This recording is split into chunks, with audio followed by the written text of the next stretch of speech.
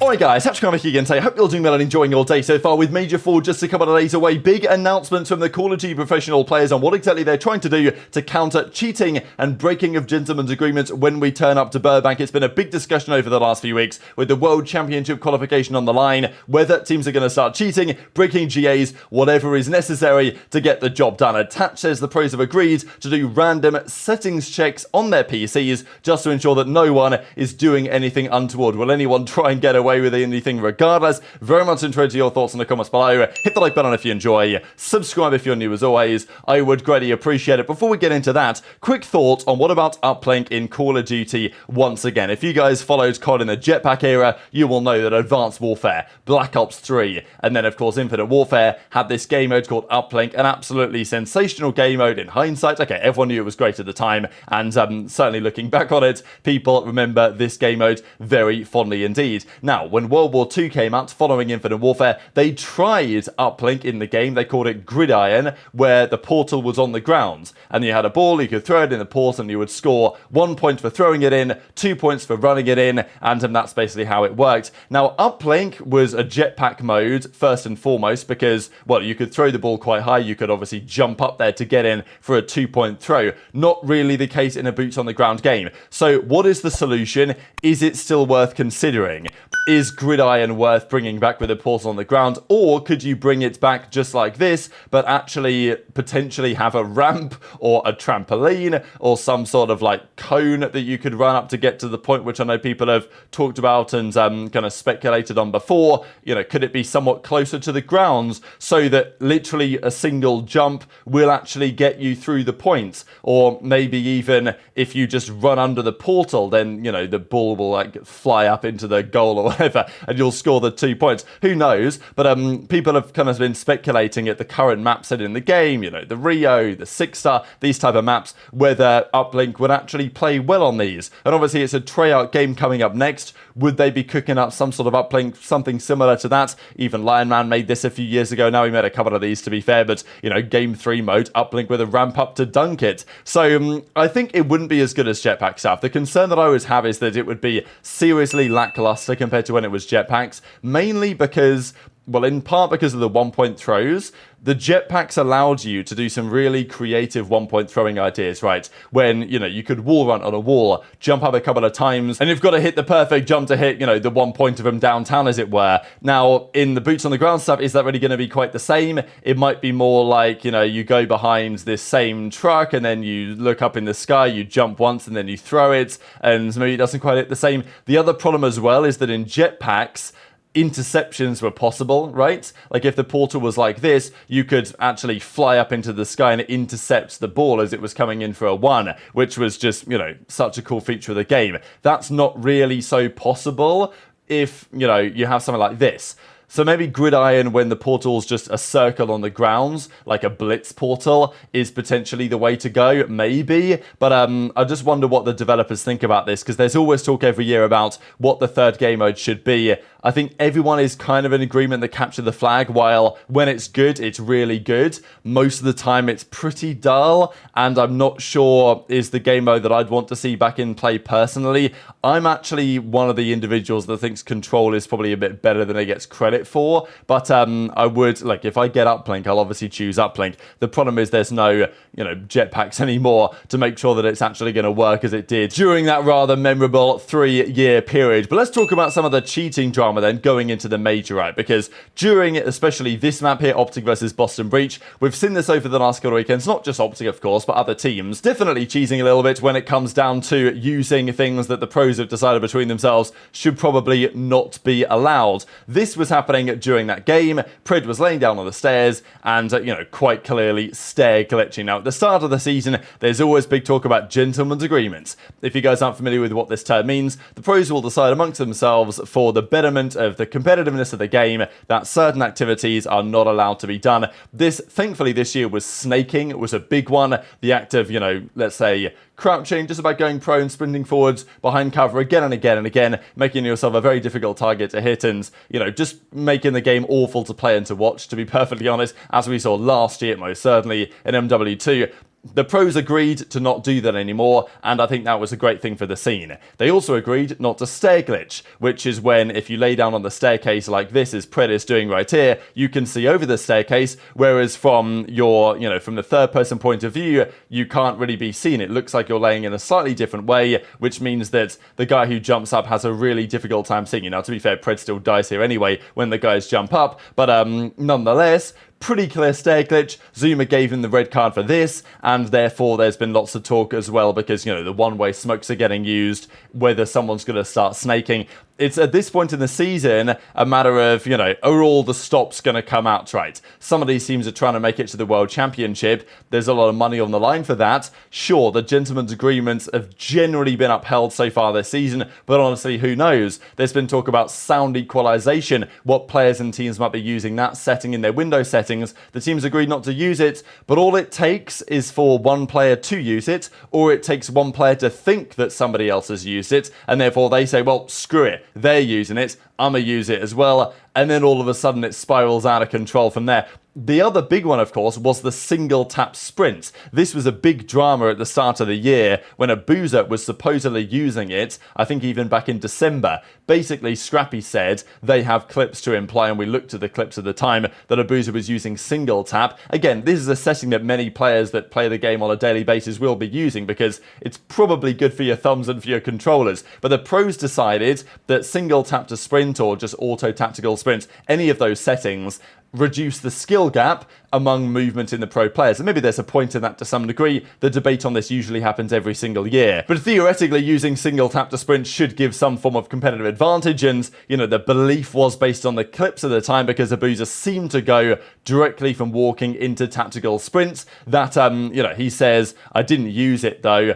I didn't say anything about it at first, but it's gone too far. I hate being in drama. I know I should have talked about this earlier, he says. So at the time, aBeZy, basically didn't say anything when Scrappy was making these rumors, and then aBeZy eventually shuts it down. But at that point, it was, people were convinced that Surge were breaking all the GAs under the sun, using 2 smokes, whatever. There's multiple ways that you can cheat without using hacks or, without downloading aBots or anything like this, just by breaking the rules that the pros themselves have come up with. Now, the issue is with all this stuff, the CDL never get involved. You use single tap, you throw 4 smokes on the map, you use 1 more trophy than you're allowed to, you snake a heady for the World Championship 1v1 search and destroy rounds, 11, whatever, grand finals, best of 9 final map. Like, the CDL ain't going to do anything about it. They did the CDL rules, it's on the pros to enforce. And this has been the problem, that the pros have not really been able to successfully enforce this. Certainly for stuff like sound equalization, it's just kind of been a known thing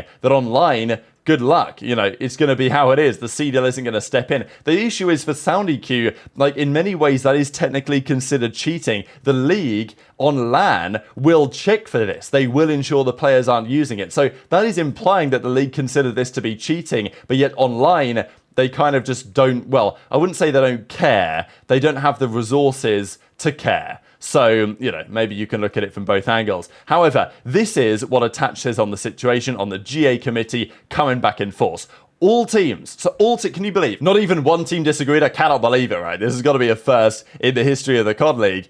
They've agreed to random settings checks during Major 4 to make sure no one is using single tap to sprint, which is maybe the one that the pros are mostly concerned about people using right about now. It's one of those things that if you watch VOD, you think you can tell if someone's using it or not, but according to the aBeZy case, maybe not, although maybe, people still think he's lying still. Who knows? But Attach basically says that we are going to do random checks. Now, who's going to do these random checks? That, I guess, is the point. Whether the CDL came in and said, hey, we'll manage this process for you if you agree to it, that would be kind of cool to see if that's actually happened, because it shows that the league is getting involved a bit more in trying to manage the rule sets the pros are coming up with, because otherwise, who is doing these random settings checks? Like, is Attach just going to go and tap Drazah on the shoulder before his series against OpTic and say, hey, like, just let me just check your settings real quick? Like, what's Drazah going to say at that point? Is he going to turn around and do whatever? Like, really, you need the referee referees to be doing this. So I guess that's a relationship they've come up with. But I think this is a pretty cool thing. As for the viewers, if you guys see anything suspect, feel free to clip and send in. Let's have a good, clean tournament. So really interesting statement from Attach, because I think it quite clearly shows that there has been some serious concern behind the scenes in the pros over the last few days that the GAs are basically starting to go out the window. And I think we've actually seen this in the last couple of weeks of games. Lots of the gentlemen's agreements that have been enforced for the entire season, you know, when the big money's on the line,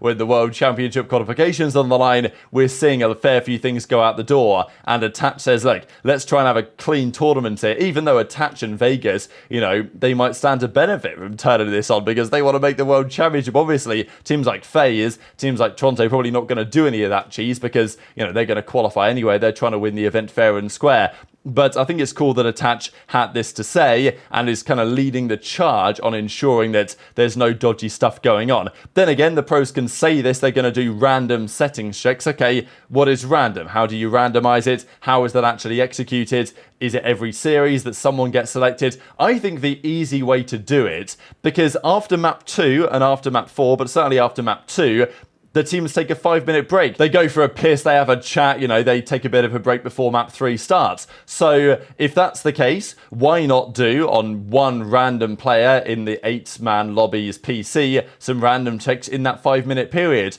Just, you know, during the series, go on their PC, go through their settings, make sure they've not got single tap on, make sure they've, you know, go in their Windows settings, make sure that loudness equalization's not on, you know, just a couple of things like that that they could ensure are fine. That would take, you know, a minute to do, 30 seconds to do, whatever, if you get pretty quick at it. And as a result, they can, you know, not waste any time at all. Then again, who selects randomly? Who decides these things? There are a few things the pros have to figure out on this, but I think it's cool, hopefully, if the league is actually supporting this and somewhat getting involved, because, you know, we've talked for years now, the league needs to be more aligned with the pros on what they're going to do from the GA side. Not saying that the league should just blindly copy whatever the pros decide, because sometimes the pros come up with GAs that I don't think are good GAs, and therefore there's a debate to be had. But I think there's some alignment really between the pros and the league itself, especially trying to shut down what the pros will consider cheating, which isn't really technically against the rules, is probably a good idea. Even this right earlier in the season, I just found this up for the end of January, when it seemed like Pred was having a look at aBeZy's settings back at Major 1 to see if he had the single tap on, because obviously it was a big talking point at that particular time. But, you know, we've looked at this over the last few days. These are the current championship standings with so much on the line here, and with the cutoff being so tight between who's going to make it and who's not. That's been the big question as to whether some of these teams are going to pull out all the stops to make this happen. Just one final thing actually going into the World Championship. I thought this is pretty remarkable. There's been multiple times in COD history that the team that wins the World Championship were top 2 or better the event before the World Championship. This actually usually happens. 8 out of 11 champs winners place either second or first at the preceding event. In recent times, it's generally been first. There have been outliers. Dallas were 3rd and 4th in the event before they won in 2020, but, you know, online cheese to some degree. FaZe was straight up top 8. They went out before to Seattle Surge famously before they then won the World Championship. Evil Geniuses came top 16. However, this is the other kicker really. The other 3 though, so EG, Dallas and FaZe, they placed second or better 2 tournaments before their champs win. Evil Geniuses came second at Seattle, famously, before then winning the World Championship 2 weekends or 2 events later. So every single champs winner has placed top 2 or better at least one of the preceding 2 tournaments. So, you know, whether that's going to continue is a question, but OpTic and Ultra already fit this criteria. And for FaZe to fit this criteria going into the World Championship, they will need to come in the grand finals of this event. But very much enjoyed your thoughts in the comments. Hit the like button if you enjoyed, subscribe if you're new, take care, and I'll see you next time. 2013 knows a thing or two about playing under the lights. Oh, that's so Come on, bro. What the fuck? Oh, what the fuck, dude? This is the freest Riley. Don't Brother, do this, man. what the fuck? It's Zuma, dude. What Holy the fuck? free. Brother. What the fuck is that? Oh, hell, now these breakdown motherfuckers. Man. Get me on a breakdown, bro. Get me on a breakdown. Let me talk to these guys, man. Get me on there, bro. Yo, what the hell is this, man? Scum pull 1A, it's fine. I don't even give a fuck about the 1A, 2A thing. It's 2As, but if people pull 1A, fuck it. Whatever, bro. It's not that Unless we big. get the last one. What the fuck, man? Shit. I can't get away from this shit, man. I can't get away from this 4 and 23, these lights and Luigi. I can't get away from this shit, man.